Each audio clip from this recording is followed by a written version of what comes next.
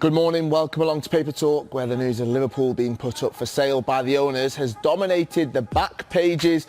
And to get stuck into it, we're joined by Dominic King from the Daily Mail and sports broadcaster Dan Bardell. Good morning to you both. Right, let's get into this big story then, and we'll start with your paper, Dominic. The headline that you've gone with, for sale. So Dominic, give us the lowdown and any updates on this one.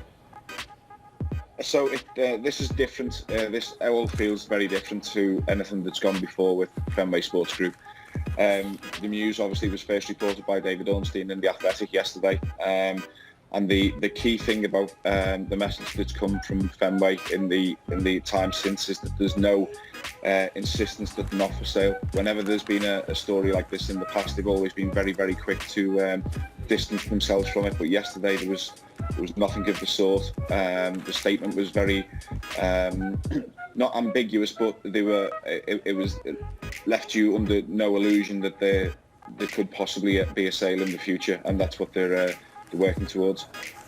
Well, the report suggests, and we can see it here as well, that this was likely to happen as soon as the Super League was off the cards. Is that the case, Dominic?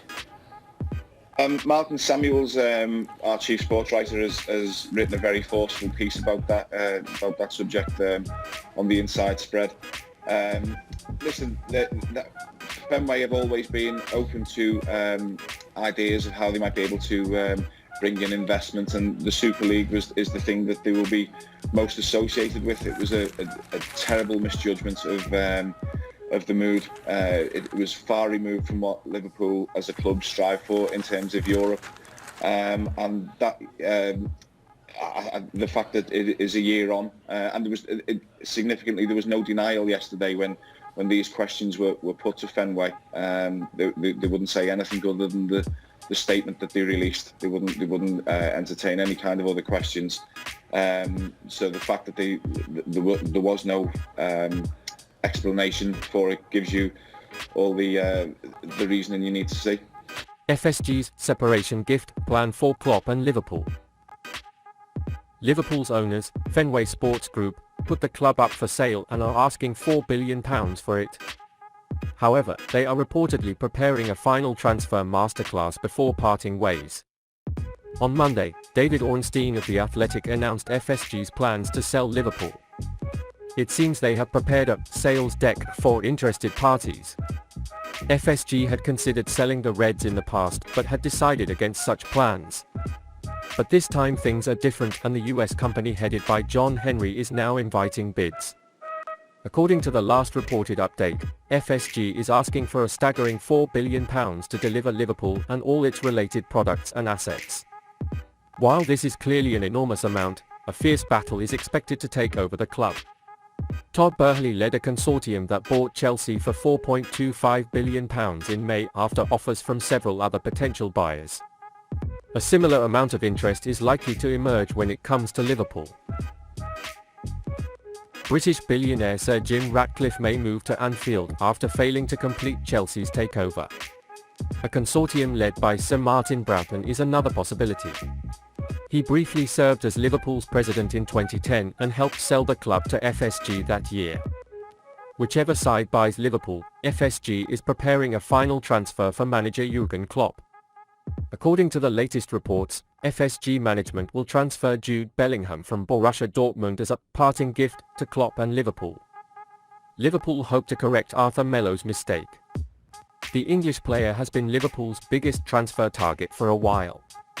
Klopp desperately needs midfield reinforcement, but FSG didn't want to spend big bucks on him in the summer, because they had already broken the transfer records in Darwin Nunez. Liverpool continue to expand their midfield options by acquiring Arthur Melo on loan from Juventus.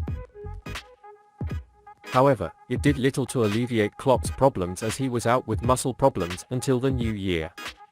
As such, Liverpool still need a new midfielder, and Bellingham seems like the best bet. The Merseyside outfit recently ran after the 19-year-old.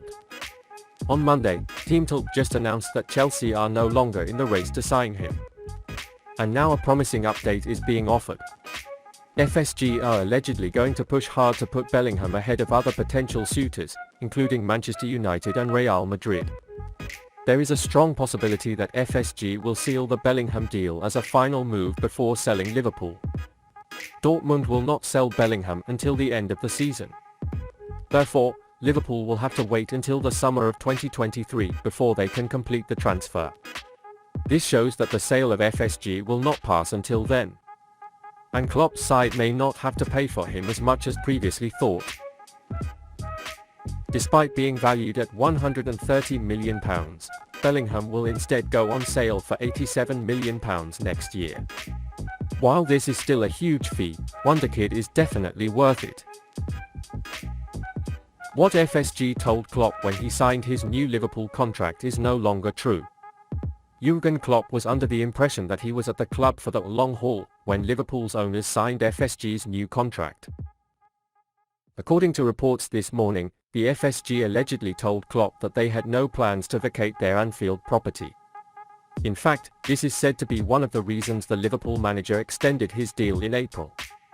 Now, it seems that this is not true. It remains to be seen how Klopp will react to the new ownership idea as FSG explores the possibility of selling the club.